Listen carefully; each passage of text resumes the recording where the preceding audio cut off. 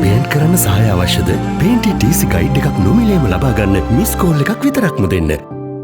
සංස්කෘතිය රීබිල්ඩ් කරන්න ඕනද? මෙහෙමයි ඉතින් සංස්කෘතිය ඇති වෙන්නේ මනුෂ්‍ය සමාජයක පමණයි. ඇති කරගන්න පුළුවන් ශක්තිය තියෙන්නේ. අනිකුත් සතුන්ට එහෙම එකක් නැහැ. ඒක ඒ සංස්කෘතිය නිරන්තරයෙන් වෙනස් වෙනවා. ගතිකයි. පරිවර්තනය වෙවි යන්නේ ඉදිරියට. වෙනස් නොවුනොත් සංස්කෘතික පැවැත්මකුත් නැහැ. ඒ අනුව අපි මේ කුඩා දූපතක් වැසියන් හැටියට ඉන්දියානු සාගරයේ පාමුල පවතින අපේ දූපතටත් විවිධාකාර වූ ශිෂ්ටාචාර පෙරදිග අපරදිග දෙකම ඒ සංස්කෘතීන් ශිෂ්ටාචාරික ලක්ෂණ සමාජීය ලක්ෂණ ඇවිල්ලා තියෙනවා. ඉතිහාසය පුරා. ඒ අනුව බලනකොට අලුත් අවුරුද්ද කියන එක දැන් ආනන්ද කුමාරස්වාමී මහත්මයාගේ පොතේ තියෙන්නේ අවුරුදු උත්සව 4ක් විතර තියෙනවා කියලා ලංකාවේ. එකක් සිංහල අවුරුදු කියලා තමයි එතුමා යොදලා තියෙන්නේ. දැන් අපි යොදන්නේ සිංහල හින්දු අලුත් අවුරුද්ද එහෙම නැත්නම් සිංහල දෙමළ අලුත් අවුරුද්ද කියලා. පෞද්ගලික සතවර්ෂී ඉඳලා එකට එකතු වෙලා යන ගමනක් තියෙනවා. කෙසේ වුණත් මේ ෆෙස්ටිවල්ස් සෙලිබ්‍රේෂන්ස් කියන වචන දෙක ඉංග්‍රීසියෙන් උත්සව සහ සැමරුම් කියන එක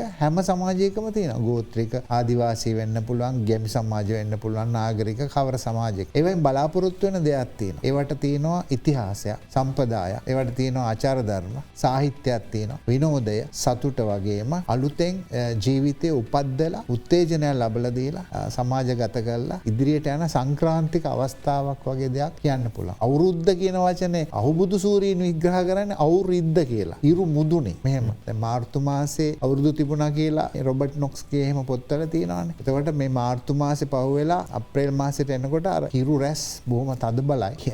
අපේ හිස මුදුනේ තමයි සූර්යයා තියෙන්නේ. ඒ කාරණා රාශියක් එක්ක බොහොම ලස්සන සංකල්පයක්.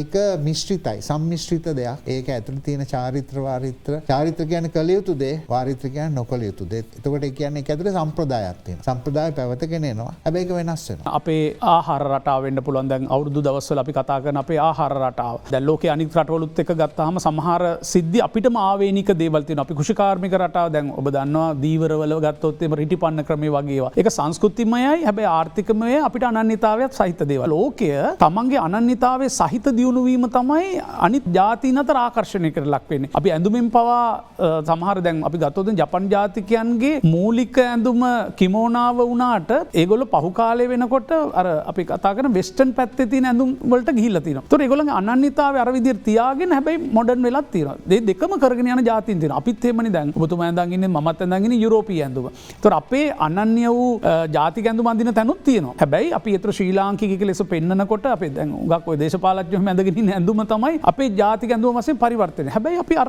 අනිත් ඇඳුමත් ඒ විදිහට ගන්නවා පහසුව උවමනාව අනුව. ඒ නිසා අර සංස්කෘතිමය අනන්‍යතාවයේ සහිතව අපි ඉදිරියට යෑම තමයි අත්‍යවශ්‍ය. ටූරිසම් ඉන්ඩස්ට්‍රි එකේ. ඒකෙන් 40%ක විතර ආදායමක් ලබන්නේ කල්චරල් ටූරිසම්. ඒ කියන්නේ සංස්කෘතිකමය සංචාරක කර්මාන්තේ. ඉතින් මේ සංස්කෘතිකමය සංචාරක කර්මාන්තය කියන්නේ ඒ රටකට අනන්‍ය වූ දෙයක්නේ. ඕනෑම රටකට තියෙන අනන්‍ය වූ දේ බලන්න යෑම තමයි හුඟක් අය ප්‍රිය කරන්නේ. දේශීය වෛද්‍ය ක්‍රමයට විශාල බලපෑමක් ඉන්දියාවේ ආයුර්වේදෙත් තියෙනවා. නමුත් ලංකාවේම ස්වදේශීය ජනතාව විසින් ගොඩනගාගෙන තියෙන වෛද්‍ය ක්‍රමයකුත් ලංකාවේ තියෙනවා. අපේ රටේ තියෙනවා තෙත් කලාපයේ තියෙනවා, වේද කලාපයේ තියෙනවා. බයෝඩයිවර්සිටිකලි ගත්තොත් ලෝකයේ අනුභවයට ගන්න පුළුවන් වැඩිම ආහාරමය ශාක. ඒ කියන්නේ එඩිබල් ෆුඩ් කියන ශාක වැඩිම ප්‍රමාණයක් තියෙන රටක් තමයි ලෝකයෙන් ලංකාව. ලංකාවේ සමහර විට ඇමරිකාවට ගියන් පස්සේ කැලිෆෝනියාවේ වල ඉඳලා තවත් නගරයකට යනකොට විශාල දුර පරාසයන් වලට ගියත් තියෙන එකම වගේ ආහාර වෙන්න පුළුවන්. නමුත් ලංකාවේ ගමෙන් ගමට යනකොට රෙසිපි එක වෙනස් වෙනවා. එහෙම නැත්නම් වට්ටෝරුව වෙනස් වෙනවා. ලංකාවේ අපිත් කරපු අපේ අධ්‍යනාංශ විදියට අපි කරපු අත්දැකීම් අනුව ලංකාවේ 2000කට වැඩි ප්‍රමාණයක් තියෙනවා